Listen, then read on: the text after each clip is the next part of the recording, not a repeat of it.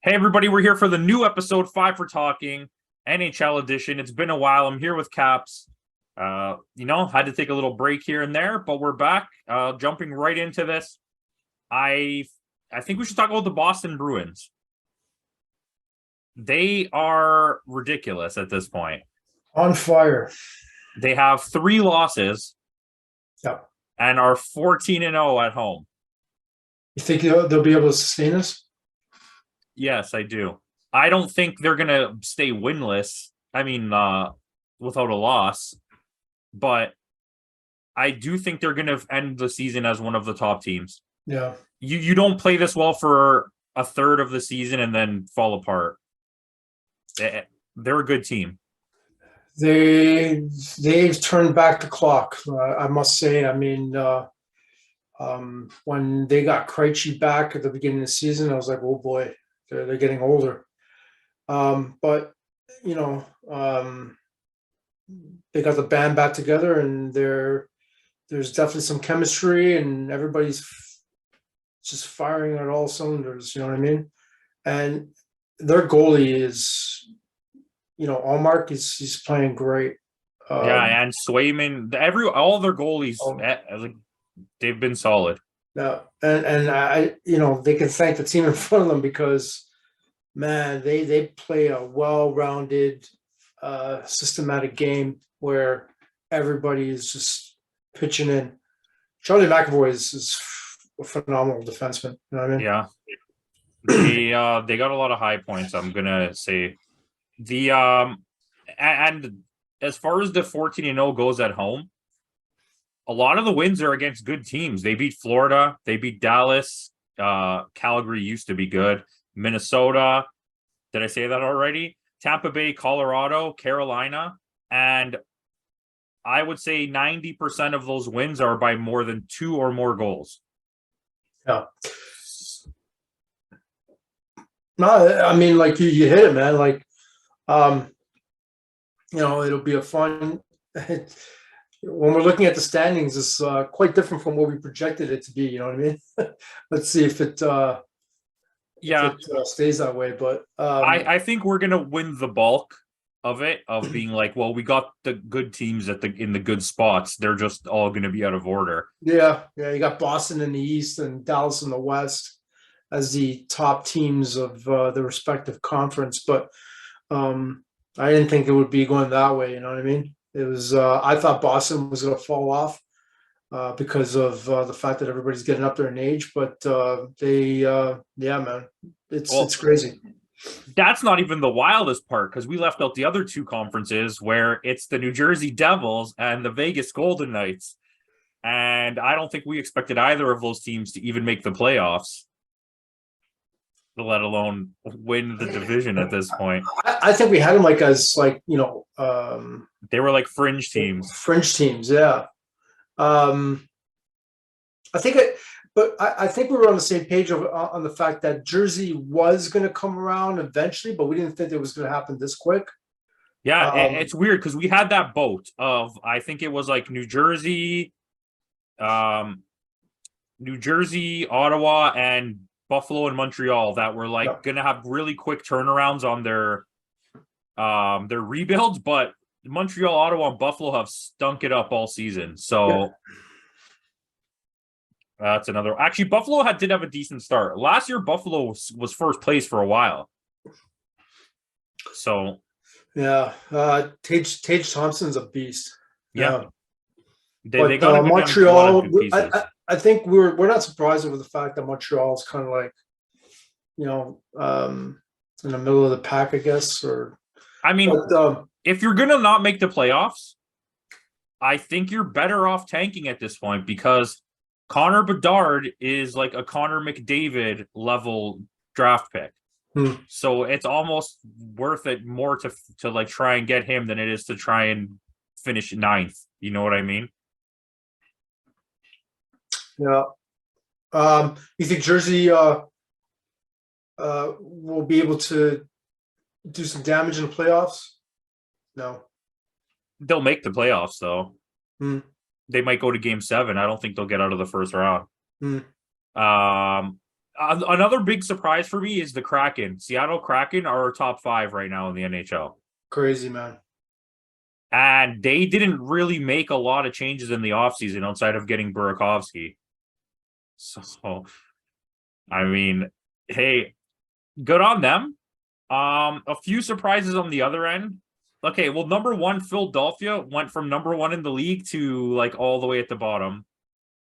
Injuries hit them hard, but I don't think they would have sustained. yeah, I mean, that team is just doesn't have any chemistry, or like, can't rely on Carter Hart to like get you out of a bad situation every single time, man. I mean, come on. And we kind of knew the West would be a little bit weaker than the East, probably a lot weaker.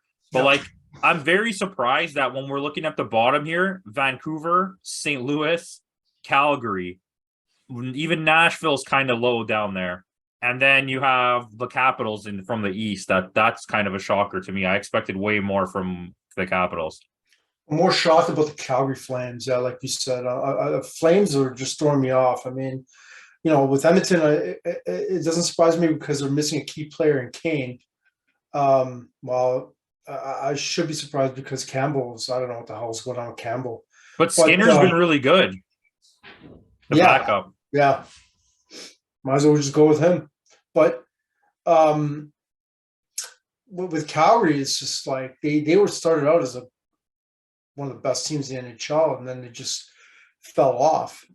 But yeah, I don't know if you want to take it from there. I mean, they're a really weird team. I find it very strange. They'll go out and have a game where they surprise you at how amazing they look, and then the next game they turn around and get demolished, and it's like it's night and day. They have no consistency at all. Markstrom is playing terrible. Terrible. The defense isn't contributing at all on the offensive end. I don't know, man. Huberdeau can't get it together. Yep. So, but this is a funny thing, and this is not to take away from him because I do think Huberdeau is one of the more talented, top end players in the NHL. Like, he definitely belongs in the top tier of players. But a lot of people before the season were talking about how the reason he was as good as he was because of Barkov, and Barkov is having a great year again, and Huberdeau is not having a great year.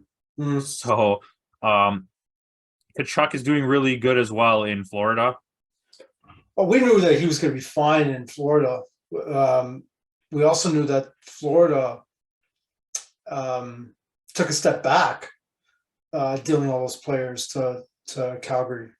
But it's so funny because, they did kind of take a step back, but they're not doing bad.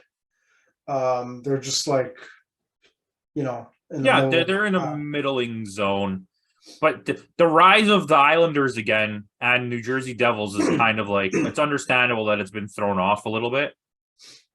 I mean, the Islanders were always good. They were a semifinalist 2 years in a row and then dropped off with injuries and then came back this year healthy, and they're one of the better teams. I just didn't think they would be that good without. I thought, I agree. I thought they would be a squeaker playoff team. Yeah. But hey, man, we still got a lot of hockey left. So, hey. All right. Well, let's move on quickly to some statistics. Connor McDavid is still the greatest player who ever lived. Yeah.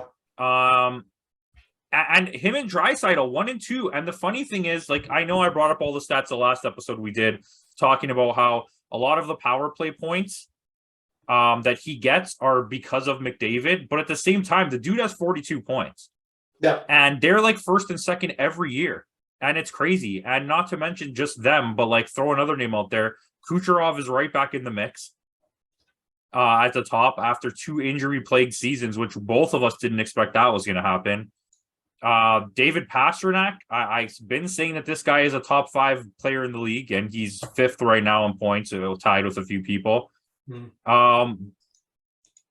you have anything for that? I'm just not surprised by any of this stuff because all the players that you mentioned have one way or another, been at the top of the league in terms of points. I mean, the only surprise I would say is Jason Robertson right now is like third place in points. He has 22 goals. He's leading the league in goals. It's yeah, he's on pace for like 63 goals this season. crazy. Connor McDavid, what's he on pace for in terms of points? The last time I did it, which is like a week ago, I believe it was like 145. Crazy, man. And Crazy. I mean, okay, the game of hockey has changed, right? But that would be his highest point total by like 22 points or something like that, 22 points. Mm-hmm. So I mean, but I'm happy to see that. I like when players come up through the system that are not just hype, that they're good, and then they really prove it, Like you have a lot of guys, and it's not to take away from them, but like you're at Lafreniere's, who he's not even having that bad of a year this year, but this is his third season, and he was supposed to be like a generational talent. Do you know what I mean? So that's really weird. But it's McDavid is like the benchmark now. He's the new Crosby. He's the new Ovechkin. He's in a league of his own, man. Like even a couple of years ago when we were making that comparison between him and Crosby, it was fair to say that McDavid is the best player in the world, and he overtook that number one spot from Crosby a couple of years ago. I honestly don't even think it's close. It's weird to say this too, because it's like we're back in the Gretzky era, but at the same time, even in the Gretzky era, you could easily say Lemieux belongs in a box with Gretzky, right? Nobody belongs in a box in this generation with McDavid. Yeah. Like nobody at all. You could have made the argument for Kucherov had he not got injured, but I mean, everything's changed at this point. And McKinnon as well, but like McKinnon is so up and down. It's very strange. I mean, he's still in the race for points, obviously, right? But not 47. No. Yeah, I mean, let's take a quick look here. You already said it. Olmark's killing it for goalies. We don't even need to talk about that. Before we move on, or maybe even end this episode here, Binnington is up to his shenanigans again. And the coaching team in St. Louis seems to not be very happy about it anymore. So I know we both already kind of went hard on him on the last time we talked about it, but it's like he just doesn't stop. And I know Marchand can be a dirtbag, but like this guy's like a next level of dirtbag. And like that sounds really bad, but it's like true. And he just needs to chill out and play the game, Like he's been pulled. I would dare say he's probably like the most pulled goalie out of. I would say in the last, maybe of all time, he's the most pulled goalie in the last 2 years. I don't have that actual number, but I would definitely agree with you that he's got to be up there. In a 2-season span, he's probably been pulled like 15 times. And every time he gets pulled is when he does his stupid antics. He's up to his ridiculous He was being a jerk all game in this game.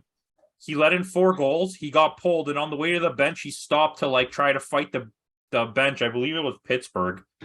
And then he got a 10-minute misconduct. Like, is it not bad enough you're losing 4-0? You're going to cost your team that? Like, come on. Yeah, man. Like, he needs to stop that crap and just play the game, Give his team a chance to win, Like, yeah. Come on, man. But, yeah, like you said, like his coach actually called him out on that crap last night. But there's been rumors for a while that the entire coaching staff is, like, really fed up with him. I would be too. And that's your number one goalie. Should they have kept Jake Allen then? No. Mind you, Jake Allen is playing pretty decently in Montreal, even though they're not doing well. I actually thought Jake Allen was a lot older than he is. I imagine that he was like, at the end of his career, like 39 years old. I believe he's like 33 or 34. Jake Allen, yeah. Yeah. So he feels like he's been around for a long time. You know what I mean? Yeah. Anyways, I don't have anything else. Do you? No, man. I'm good with that, man. Yeah. All right, guys. Thanks for watching. Look out for the new episodes coming out and subscribe.